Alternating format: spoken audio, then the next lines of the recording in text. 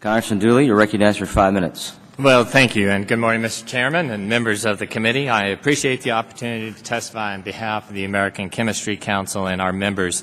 Your hearing today acknowledged that the United States tax code is often used to derive energy policy and influence markets, sometimes with unintended and detrimental results. The NAT GAS Act is an example of one such proposal offered at a time when our nation can least afford it.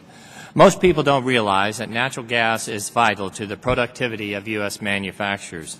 This is particularly true to the chemical industry, which uses natural gas both as a power source and a raw material to develop and produce everything from the packaging that keeps our food fresher, longer, and to the building products that make our homes more efficient and affordable, to the parts and materials, including high-tech composites that make our cars and planes lighter, stronger, and more fuel efficient.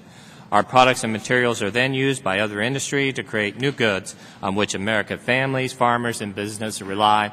In fact, more than 96% of all domestically manufactured goods are embraced and enabled by chemistry.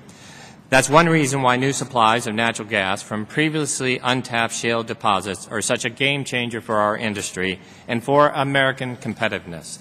In recent months, numerous chemical manufacturers have announced new investments thanks to the outlook for predictable domestic natural gas markets.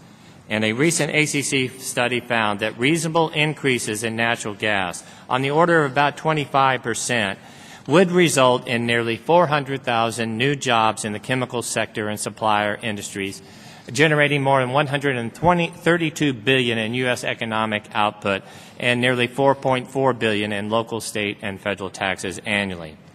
As we move to take advantage of this vast resource, we must not introduce expensive distortions into the natural gas market. The NAT GAS Act would do just that. The Act aims to boost the production and use of natural gas vehicles through up to $5 billion in taxpayer-funded subsidies. But frankly, the bang for the buck just isn't there. A revenue analysis by Ernst & Young, conducted on our behalf, estimated that the NAT GAS Act would result in about 22,000 new natural gas vehicles on the road. That's a cost to taxpayers of roughly $135,000 per vehicle, regardless of whether Congress has identified a way to pay for the bill or not.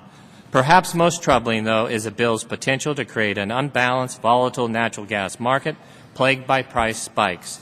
A return to volatile natural gas markets similar to those of the previous decade would undermine a growing resurgence in domestic chemical industry.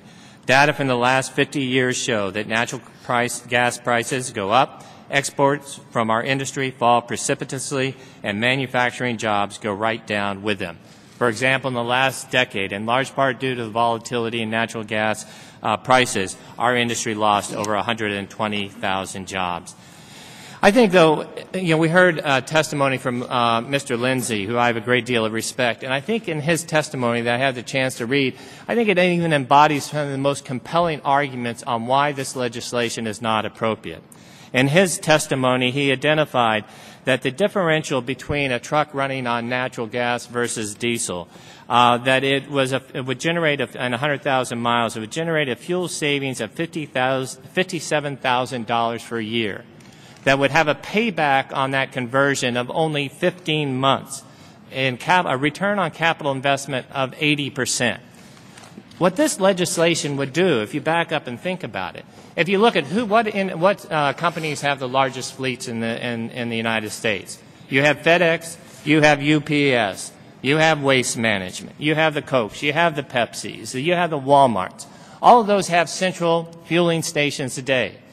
So we would be putting the taxpayers on the line. A good share of that $5 billion that we're going to be asking them to pay would go to companies that have the ability to have centralized fueling stations, that would go to their conversions of their heavy vehicles up to $64,000, when today the market forces would allow them to recoup a return on that investment in 15 months without a tax subsidy.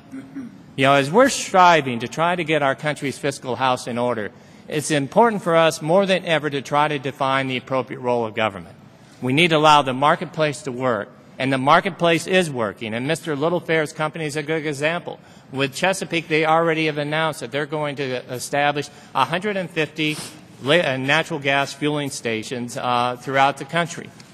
Give this industry time to work, allow the marketplace to work, do not pick winners and choosers, and do not put the taxpayers on the hook for subsidies that will create a distortion that aren't needed at this time.